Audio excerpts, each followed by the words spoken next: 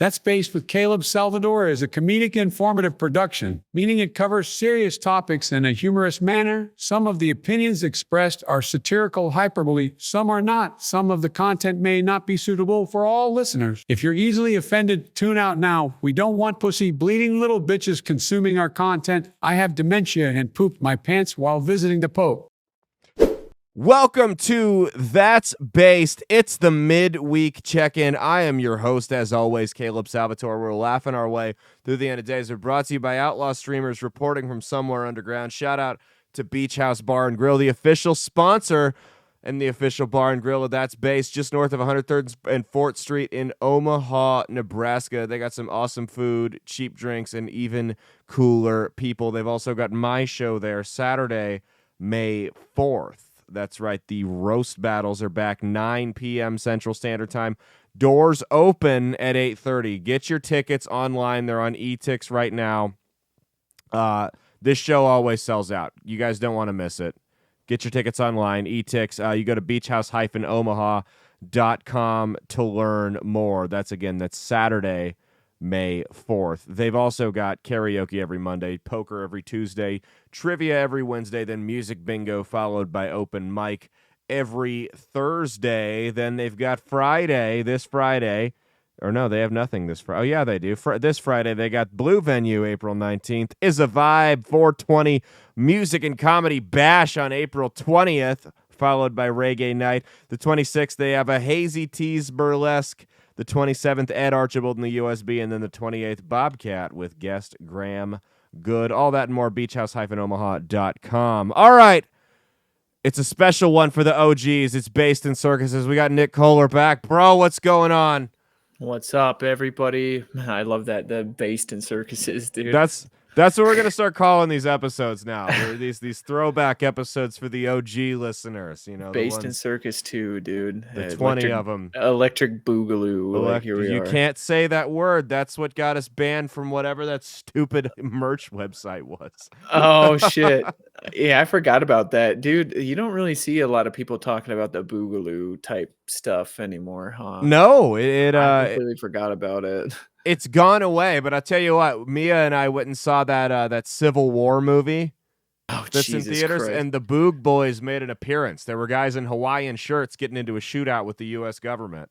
Oh, that's hilarious. You have to tell me about that movie because I've been seeing a lot of people say it's just a propaganda piece. I didn't think that at all. Really? So I went into it, because I'm assuming you've seen the Purge movies.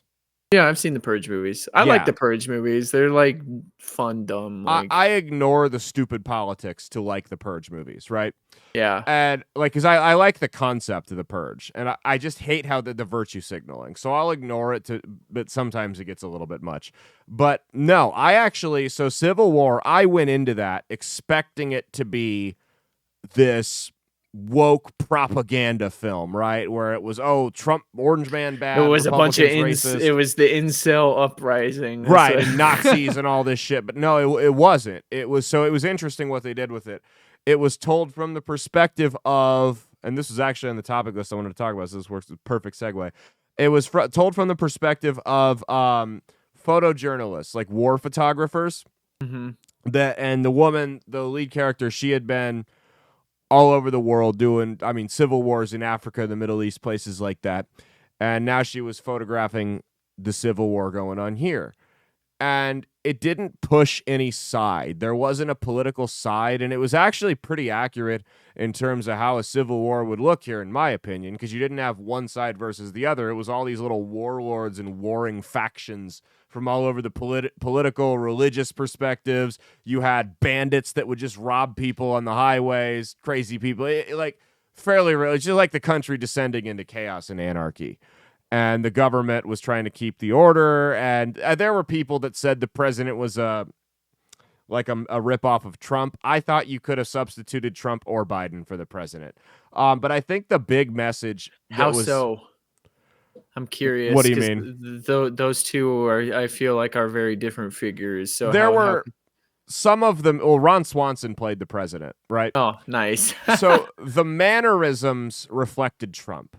So he's coming out and he's saying it's the greatest victory we've ever had, but he's not talking like Trump, but he's saying it in the Ron Swanson voice. So he's saying it's the greatest military victory of all time, some are calling it. But then at the same time, he turns around and he's like, we will shut these insurrectionist traitors down. So it was clearly shots at both of them, right? That was the vibe I got. And Did he fall asleep at the podium? Like, is that it's the Biden no, thing? He no. shit his pants. Like, Shit his pants while visiting the Pope. He was like,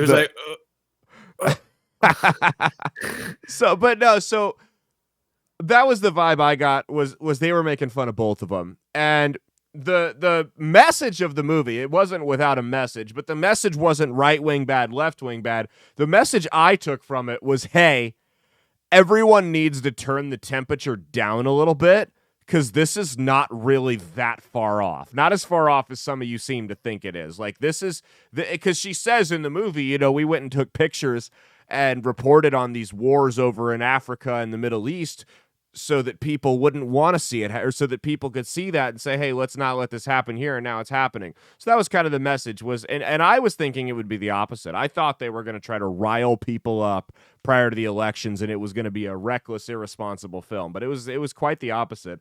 I thought they did a really good job at painting kind of the horrors of like a civil war just here. So it's worth a watch. I don't know. We had nothing better. Yeah, to do, people think the Civil War is essentially like just people rising up against the government, but that's a revolution. Yeah. Like a civil war is a war. Like what is it? There's been a couple of wars in like Europe in history that were kind of like that, where it's like it's really was more of like two factions not related to like the crown or whatever. Like the War of the Roses was a civil war. That was like the two like really prominent houses that were just like openly warring with each other, like in the European or in English history. Like the first American Civil War was a little bit different, right? So you had two sides that had one country had completely seceded, right? So this was a little bit different. You had a couple different factions of the country. So Texas and California formed an alliance, so that's how realistic it was. But other than that, that would not happen in real life. No, not at all. But I mean, there was like Florida had some deep South states and stuff like that. But yeah, it was really, they mentioned like the Portland Maoist communists, and there were just all these little factions. That sounds about right. Like they should have just been chopped, dude. Like that was actually a thing that happened. The chop, and then you had the Boogaloo Boys, and it was all over the place. So it was actually somewhat accurate. That's what it would probably look like? Is all these small groups fighting the government and each other, trying to get some type of power, and just the good old Midwest Wisconsin boys. Like, they were just called the good old boys. I don't know what they would. The good old boys. Yep, that's right. But I mean, you see, that's kind of what you see like in Africa. Correct me if I'm wrong. Is all these small little factions kind of fighting, and then the government failing to keep order, and just chaos. See it in the Middle East too. It's like a segue. We can segue into it. It's like a lot what's going on with like Iran. Like Iran. So that's one of the big things.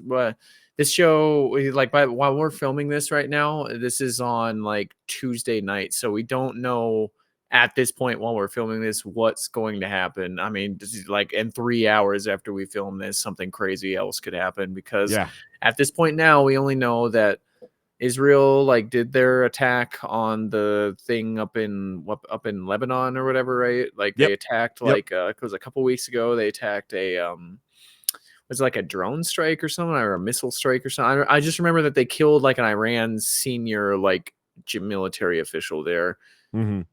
Basically, this guy was one of the guys that was like organizing all of these like Islamic militant groups like Hamas, and Hamas is the one that comes to mind, but there's like a bunch of them. There's a ton of them. Iran is like really good. They've done a really good job at like creating all these like insurgency cells all over the place that they back and train. That's kind of their MO, right? Yeah, they've done that's like one of their like defense strategies. Hamas, Houthis, Hezbollah. Yeah, they got a lot of them. All of them. All of them are all like Irani backed. So it's like, you know what I mean? I'm not gonna like point fingers, and I'm not gonna be like one side versus the other, but like objectively right now, these two are like in a slapping fight with each other. Like we don't know. We'll save the argument for who started it. So I don't care. Like, you know what I mean? It's something that goes back a long, long time ago. Like, this is these countries have been like going at it for a while, right? Yeah, I mean, that's my thing, is I think we should let them fight it out, but at the end of the day, if you point a gun at my head and say I have to pick a side, I'm going to pick the one that lets women learn how to read and doesn't throw gays off roofs. So that's always been my Yeah, I answer to mean, that like, question. I don't know. Like, you say that, but it's like Israel is out there, like, killing a lot of fucking civilians. Oh, they're and, not like, perfect. No, yeah, believe me. We've been very critical of Israel on yeah. this show. I But mean, yeah, yes, I know they had that thing in Iran like a little while ago where like a girl didn't want to wear a hijab, so they like the police there like murdered her or something like that. I sounds don't about know, right. dude. Yeah, sounds about right. But all I know is like as of right now, Israel has said that they are going to retaliate to Iran retaliating against them. So it's like, oh, we don't know what's going to happen. Like, Yeah, so I mean, so where does this go if Israel hits Iran back? That's basically going to throw the whole Middle East into a war, right? basically, yeah.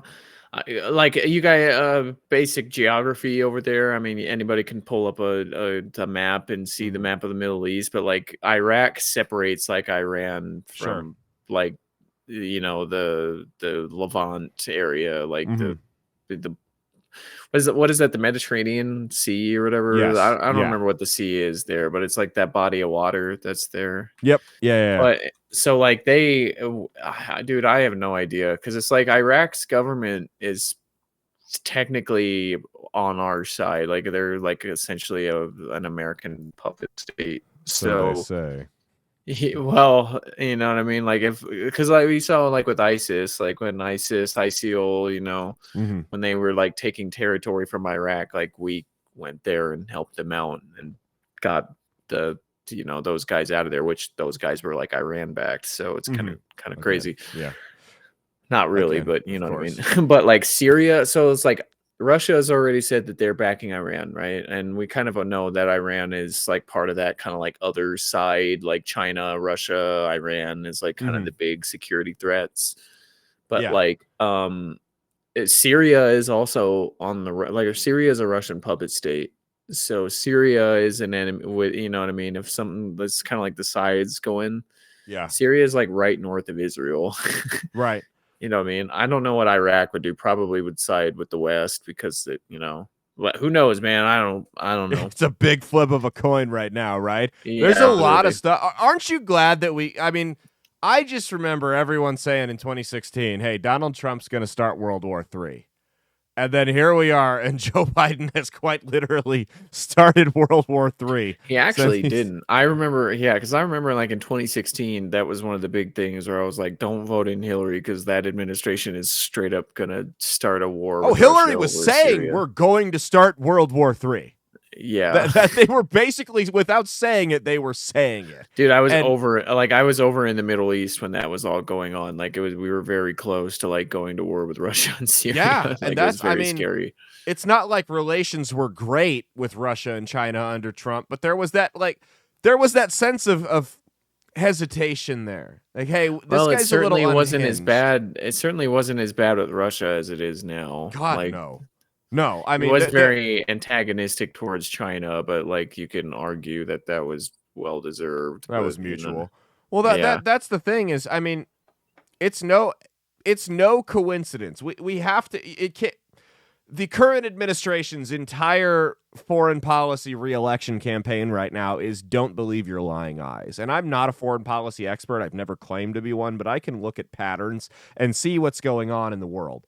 And when you see Russia never moved on Ukraine under Trump, you see China never threatened to move on Taiwan under Trump, and then Iran never really did anything to Israel. And then all of a sudden, as soon as Biden takes over, Russia moves on Ukraine. War drums start pounding over in Taiwan. And then Hamas attacks Israel on October 7th, which I'm very resentful of because that's my wedding anniversary. And now I have to share a date with beheadings and baby rape. And then Iran shoots missiles over at Israel just a couple of days ago. All of this happened. It's not one thing one of those four things happening, I'm willing to write off as a coincidence. It's not a coincidence that all four of those groups waited to attack until Biden took office. Well, Iran has been known to do a lot of, they call it like the term saber rattling. It's Sure. like, Yeah, they're constantly they're known to like do that a lot. But like this is kind of the reason why people say it's unprecedented is because like Iran's never like directly, like they've ordered they more than likely, right? Like they've, Sure. you know what I mean? They've wink, wink, nudge, nudge. They've ordered their like insurgency cells that they support to attack Iran or to attack Israel, excuse me. Yeah.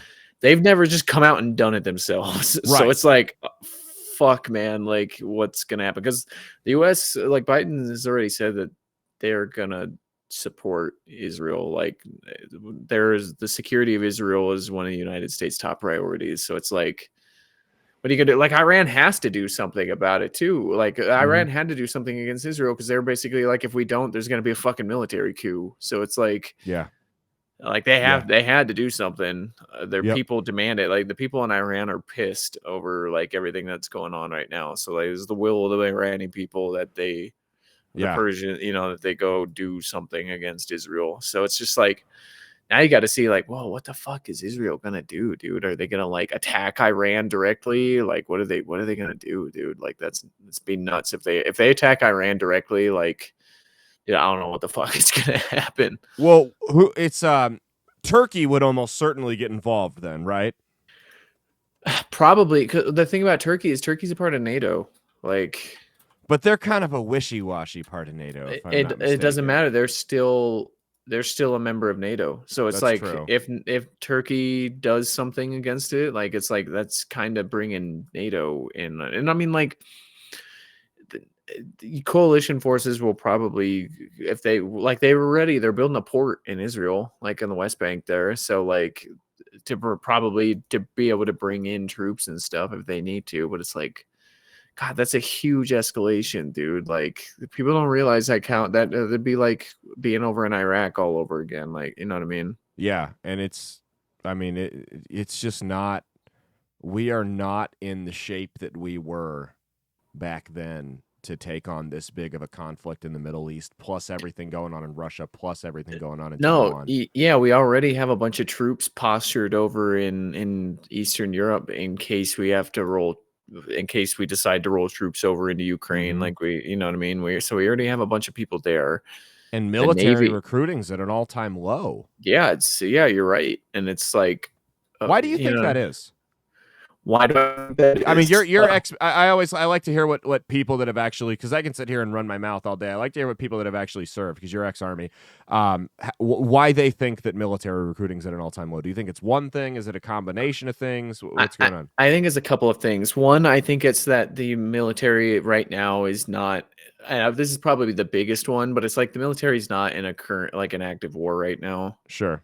So it's like, of course, numbers always swell when you get a big conflict going on because like people want to go serve. You know what I mean? People like being in a peacetime military is kind of lame. Like it's a lot of dog and pony stuff, a lot of like lame training and everything. Yeah. It's like you don't join the army. You know what I mean? To do like garrison stuff. You join because you want to go fight a fucking war or whatever, right? Right. So like and.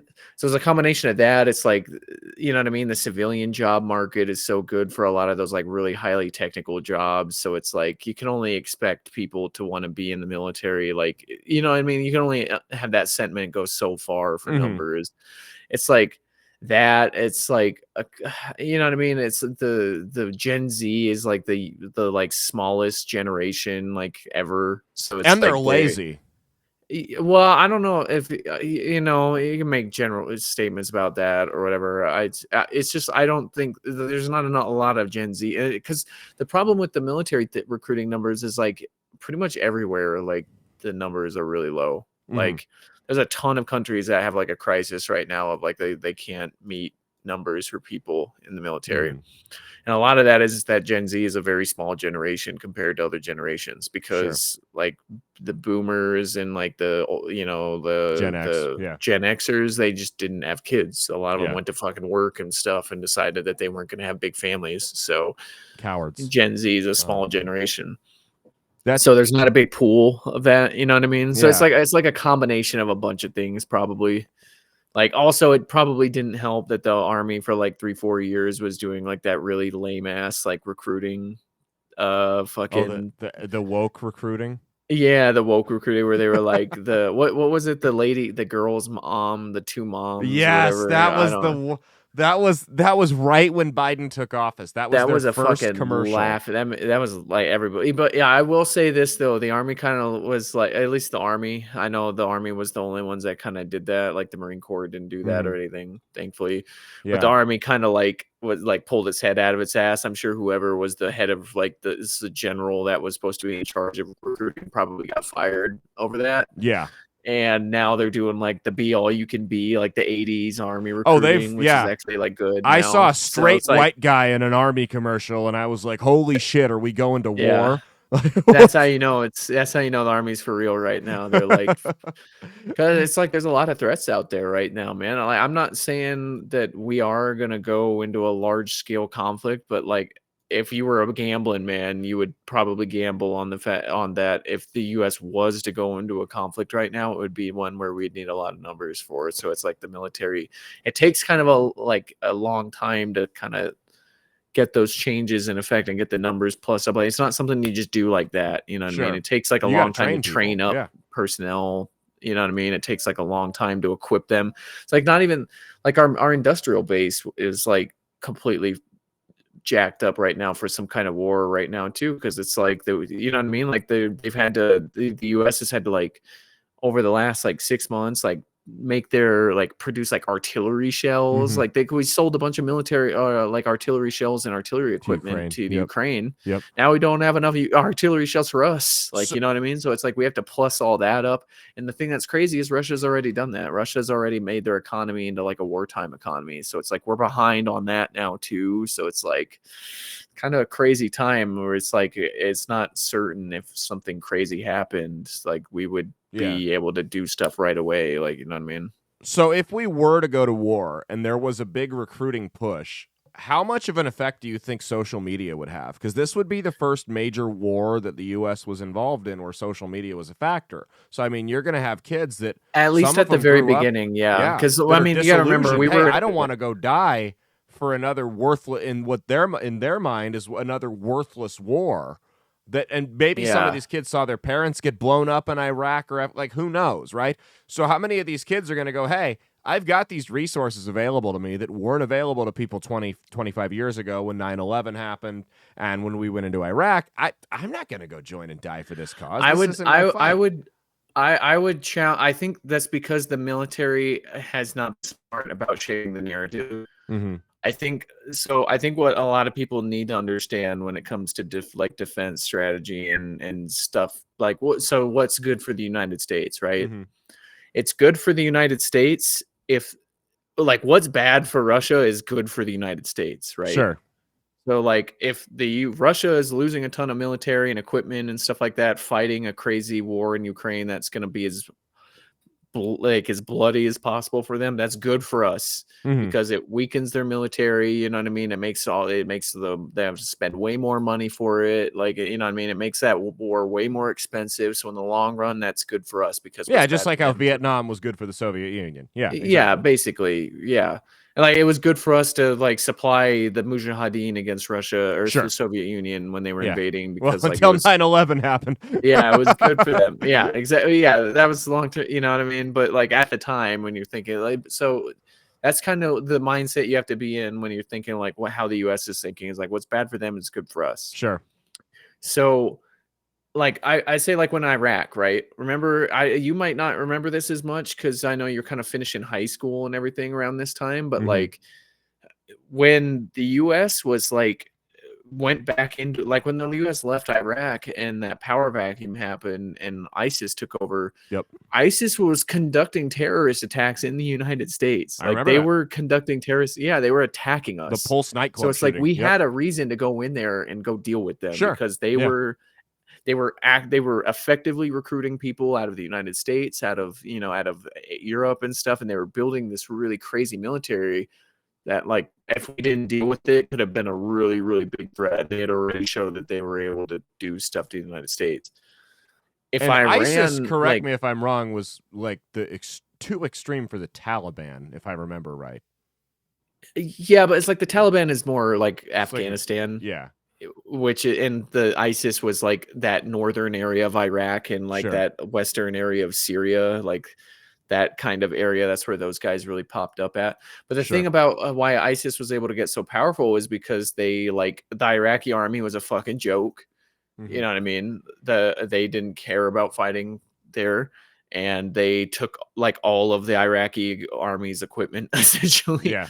So it's like they just got really powerful, and they were able to overwhelm the Iraqi army. So, like, we had to go in there and go support them to stop. But, like, yeah, ISIS was carrying out attacks against the West, like us, the, like, UK, France, like they were attacking us. Oh, it was bad. So I that was remember that. yeah, it was a secure. I remember being like on the bases and stuff, like here in the US, and they were like on like higher security threats and stuff like that. It was kind of a crazy time because you're like, fuck, man, like these guys could like suicide bomb the fucking base here. Like they really could do that. They were doing that. ISIS did a number on Europe. I remember Mhm. that. Yeah, I mean, Yeah. I was younger, but I remember ISIS. What they Yeah, then they attacked like a who is that one? It was the Ariana Grande concert, Yeah, they attacked right? an Ariana Grande show. Like, Yeah. yeah, that's like nuts. Like, you know what Which I mean? was hilarious because she came out in favor of gun control, and I'm like, hello, they proved at your show that you don't need a gun to kill a bunch of people. But anyway. Yeah, exactly. So No, they I'm just just use saying, like, trucks, yeah. so Iran, like, if they can spin the narrative where it's like, say if Iran attacks Israel, right? And Mhm. like it's like, you know what I mean? Like, what's kind of how the U.S. strategy is now is like, what's good for Israel is good for the United States because they're like kind of almost a proxy for us in the Middle East. You know what I mean? Like, The it's like a 51st regional, state, yeah, like exactly. a regional. Well, it's like a regional partner there that we support, and they're able to give us. You know what I mean? If we ever needed to do anything, they were like a place where we could park all of our military at and keep it Mhm. safe. You know what I mean? Yep. So it's like what's, that's the kind of thing you need to think of. But it's like also like the Houthi rebels were like shooting at fucking American At ships. our ships, yeah. Yes, it's like that. That's our people, like our shipping, our fucking economy that gets fucked over by Iran doing that kind of stuff. Oh So it's yeah, like, no, that, and I want to make this clear. I'm an America first, don't Mhm. meddle where it doesn't belong kind of guy.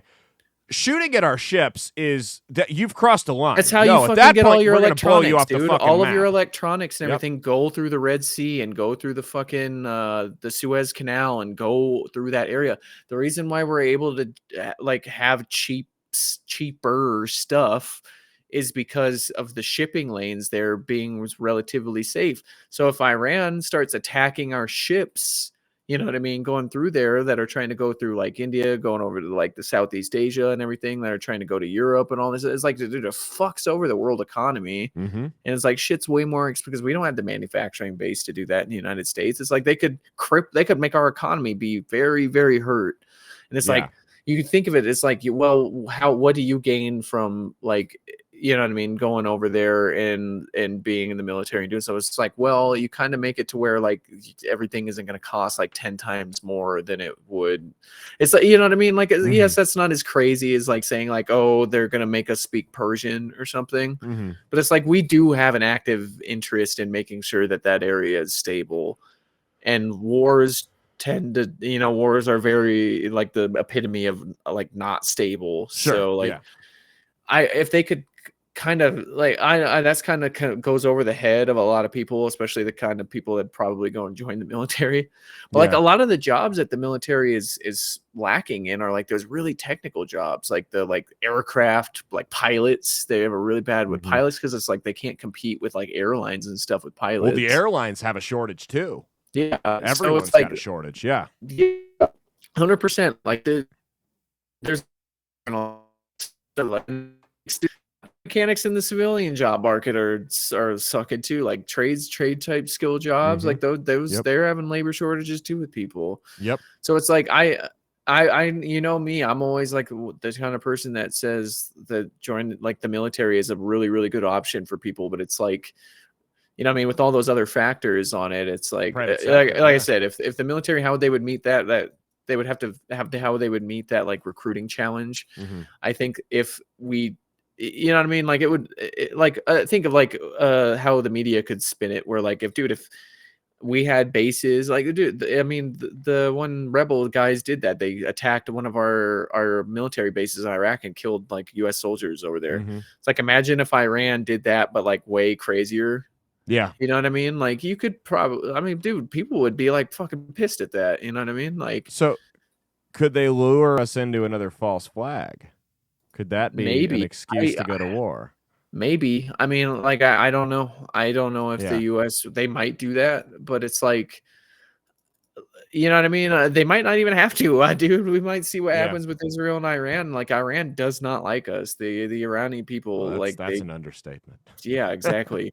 And Russia is like, dude, Russia is like military is super beefy and very, very, to me, it's very, very intimidating because they've now like, like you said, they got the war machine going. They've got the war machine going, and they've had 2 years of fighting to like know how to fight a conventional war. Like the Russian military right now is probably way more effective at fighting a conventional war than we are right now. That's a bold statement to make, but it's like, you know what I mean? We're still, all our like generals and stuff are guys that are like had been fighting counterinsurgency, and it's like that stuff doesn't work in a conventional war. So it's not like the same thing. No. Yeah. That's so what's scary is I think our enemies, you know what I mean, might understand that might be an opportunity for them to, like, Russia clearly saw it, like there might be an opportunity for them to kind of shift the order a little bit. Well, so it's like Putin's on the record saying that he wants to see Joe Biden get reelected because typical American politicians are easier to deal with than someone who's a little bit more sporadic like Trump.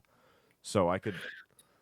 Russia wants to, like, if Russia could do what they wanted with the Ukraine, they would like reduce the Ukraine to a very small territory, and they would landlock it, and they would have entire control of like essentially the Black Sea.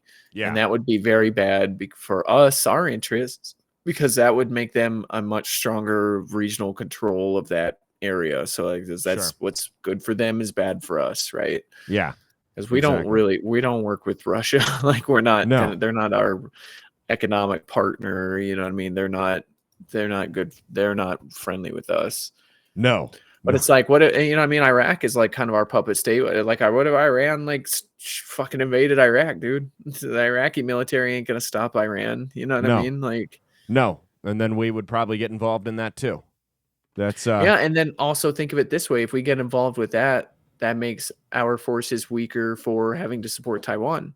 Yeah. You know what I mean? Like if they went and did all this stuff all at once, it's like, dude, we would have a really hard time controlling all of these fires all at once. So it's like, I don't know. I think people really got to like take a look at it. You know what I mean? The kind of people that might not think, oh, there's no purpose in it. It's like, you know, if a hot war does go off, I think people would probably, the recruiting numbers probably wouldn't be as big of an issue. But it's like, as of right now, though, it's like we're not in a war. So like, who the fuck wants to go join the military? Not a lot of people. Not a lot of people. Right. Which let's segue into the last topic here. Let's FISA. What's going on with FISA? Yeah, that's a spy bill that the Congress passed through. They just passed it. By the way, they added an amendment to this FISA bill. Yeah, it stands for the Foreign Intelligence Surveillance Act. That's like, isn't that like what Snowden like went to like whistle-blew or something like Essentially, that? yeah. That's warrantless surveillance. So they added an amendment to this surveillance bill that said, hey, if you're going to wiretap American citizens, you're going to have to get a warrant to do that. And it failed. Yeah. Excuse me. It failed. And dozens of Republicans, including Don Bacon, including Mike Flood, including Adrian Smith, those of you from Nebraska that are listening, because I know we have a decent-sized local audience, all voted no to this amendment. So it's Section 702 is the one that's controversial, right? Section 702 is basically what gives us the ability to it's what gives the NSA the ability to collect data from offshore non-citizens. But in the process, a lot of the times when they're just sweeping up bulk data, they'll get American citizens information. They'll wiretap American citizens as well. It's just like it's basically the Costco of wiretapping is essentially what's going on. And that's what Snowden kind of blew the whistle on. And they wanted to add an amendment to this that said, hey, you guys, you can go ahead and wiretap the foreign citizens. You can go ahead and wiretap people here. But if you're going to wiretap American citizens, you need to go get a warrant for that. Just like if you were going to go into their house and see or implant bugs there, you'd need to get a warrant. They voted no. So they just said, fuck the Fourth Amendment, fuck the American citizens. We are God. We will continue to spy on you. And I think it's just the deep state, man. It just shows it's not right. It's not right versus left, red versus blue. It's very much the uniparty versus the anti-establishment folks. And unfortunately, they're winning right now. Yeah, it's weird to me because it's like, I don't know what the like intelligence community like really gains that much from like being able to tap people's phones. Like, Right. I really don't think like I really don't think that it's as big of a threat right now to worry that there's going to be a really organized like insurgency that comes up in the United States that, No. you know what I mean? I don't think that that's going to happen. And like, even as it is right now, like if people are going to say like use like Telegram or something to like organize, you know what I mean, that we're going to go like attack our fucking state government or something, it's like, is that realistically like something that, you know, maybe the intelligence community knows something I do, which obviously they do know a lot of stuff I don't know. Right. Yeah. But like it just doesn't really seem like that's a threat. It's not. No, it's not. That's not what it seems like. So it's like, what is the purpose of this? It's like, you know what I mean? I know we can sit there and just say like, oh, like government bad, like they want to do this, but it's like, you know what I mean? Why would they do this? They want the right to do it. It's not about doing it. It's about having that card in your deck. It's about having the ammunition there. You know what I mean? Yeah. It's like when they added the 87,000 new IRS agents. And they were constantly saying before Biden got elected, they're saying, hey, if you make less than $400,000 a year, don't even worry about our tax plan. It's not going to affect you. By the way, that was a lie. So they added 87,000 new IRS agents, and they say they put a vote to it. They say, okay, all right, cool. You can add your 87,000 new IRS agents, but they don't get to audit anyone's taxes who make less than $400,000 a year. And every single Democrat voted no. Every single one of them voted no to that. And it's like, why? Why are you doing this? And I think it is disturbing because we've seen when we talk about FISA and warrantlessly wiretapping American citizens, you know that's getting abused. You know maybe they're not because just picking it up in they bulk. would do. Well, you got to think like maybe they would do something like that because they would know that some people would use that as a way to like cheat the system, you know what I mean? Like maybe some people would make it to where on paper they made less than that money, you know what I mean? Like With the IRS? Well, yeah, because you could use that as a way to like, you know what I mean? Like if they made it illegal to like do that to people or whatever, like under No, they weren't saying you couldn't. They were just saying the new agents wouldn't be able to audit anybody. So they could still audit people making under that. They just couldn't use a new agent to do it. Well, yeah, well that's what I'm saying is like you could like, I don't know, maybe just use that to your advantage or something like that. I don't know, dude. I don't have the information that they get to like. We need to get a tax person on here. Tell the entire audience how to cheat on their taxes. Not only that, or like, it would be nice if like they asked like the Senate or the House to like explain their reasoning behind this. You know what I mean? They like never will though. I would just appreciate transparency. Like if they came out and were like, yeah, we're worried about certain things going on in the US and like it makes it to where our intelligence agencies can like way faster react to like domestic threats. I'd be like, cool. I mean, that makes sense. You know what I mean? I might not like that Transparency, you you can know abuse better it, than but it's that. like if you at least explain to me the intent behind like passing the law, you know what I mean? It's like I imagine they're doing it for some reason, but it's like they, Congress understands that most Americans are fucking stupid, and like if they Yeah. give them an explanation, they're probably not going to understand it. You Nope. know what I mean? That's also So true.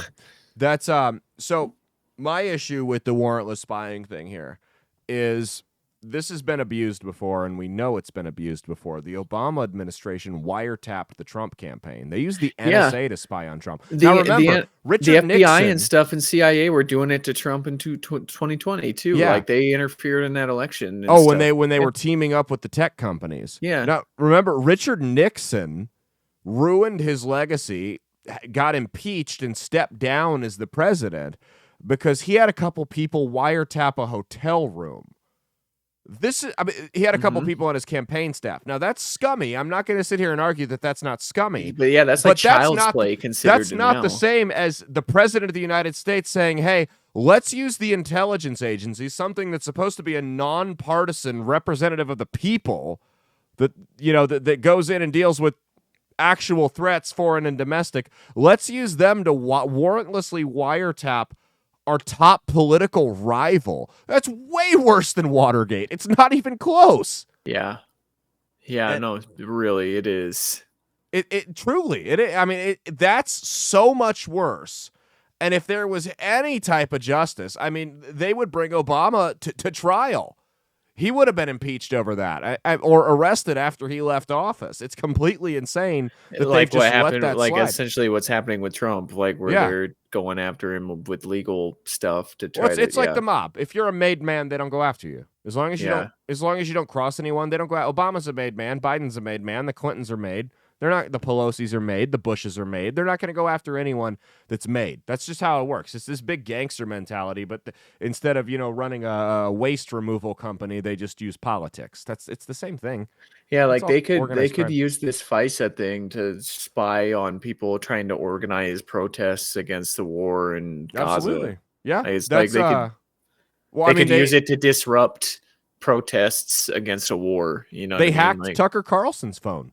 yeah, They used it to do that. The NSA hacked Tucker Carlson's Signal account. So that means they got into his phone. They didn't get messages over the waves. They used the software to get into his phone because he was going to interview Putin. Now we can talk all day. Why is the government so concerned with him going to interview somebody? What do they not want people to find? By the way, that interview was terrible. I watched the whole thing and I regretted it. I don't know about you, but that was I watched it and I was just like, yeah, like Putin's just, So it's like a knee jerk thing that he's just doing. Like I don't necessarily blame it on Tucker Carlson. I just I don't blame it either. on, like, it's like he was trying to ask him questions and then he would just like divert all the questions. So it's like I just think of it as like it's just an interview that nothing useful came out. It was a of, typical like, politician interview, but I also Yeah. people were giving Tucker a hard time. Oh, you should have doubled down and gotten. I'm like, okay, put yourself in his shoes for a second.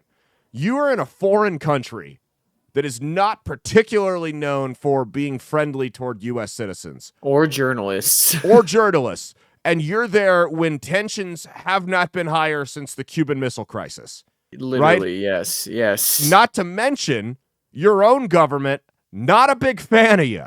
So if something happens, they're not going to try real hard to get you back.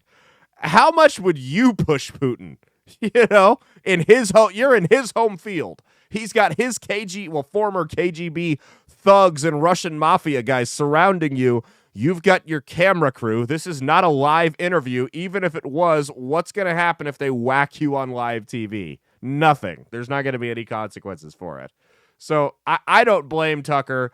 I would not have been super aggressive and confrontational either if I were in Putin's home court. I mean, that sounds like a great way to get yourself killed. And people can call me a pussy or whatever they want from behind the safety of their computer screens. That's Yeah, where I they'll mean, all be he doing did it go from. out there and go interview him. So That it's takes like, balls. I mean, honestly, just to do the interview, I would be more scared about what my own government would do to me yeah. than Putin. But getting out there and asking the tough questions, that's where it gets a little bit tough. Because he did ask him some pretty like hard questions. It's just he kept diverting it back to like trying to explain the history of like the Kievan Rus and stuff. And Oh just yeah, like, that was okay. yeah.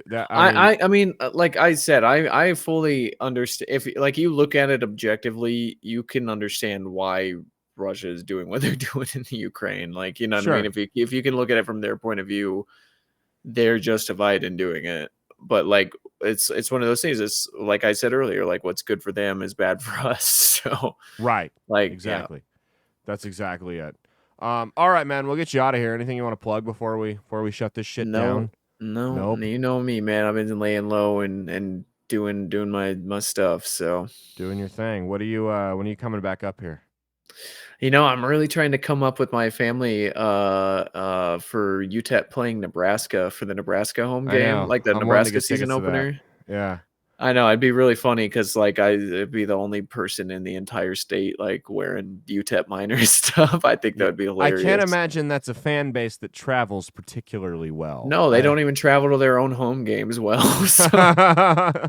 Yeah, I feel like that's just alumni, and that's about it that travel to those games. So Not yeah, I don't even know if the alumni travel. Like I said, like you can't even go to a home football. You could home football games don't even sell out here. It's like a foreign concept to people here. This so that's hilarious. That's I'd probably make it on UTEP's Instagram, like if I shared it to them. So you that probably would. would. They'd be like, "Oh my god, someone traveled. What the hell is going on here right now?" Shoot, I'd probably come back and El Paso's News would like interview me, dude. They They're do like, it, you yeah. actually went, dude. You're nuts. This man actually traveled to a game. I know. Yeah, no, that'd be fun. Let me know if you do end up coming because I was thinking about going too. So Cool. All right. Well, that's been our show. You guys know the drill. Shout out to our friends, Blood of Tyrants Wines. You know, you head on over to drinkbloodofTyrants.com. Use the promo code BASED, BASED, like the title of the show. Going to save you 10% off your order. They got 2 different types of wine. They got the Liquid Freedom Energy Drink. You know the drill, man. Just go get it. Use the promo code. That's been our show. We'll see you Saturday for the big show.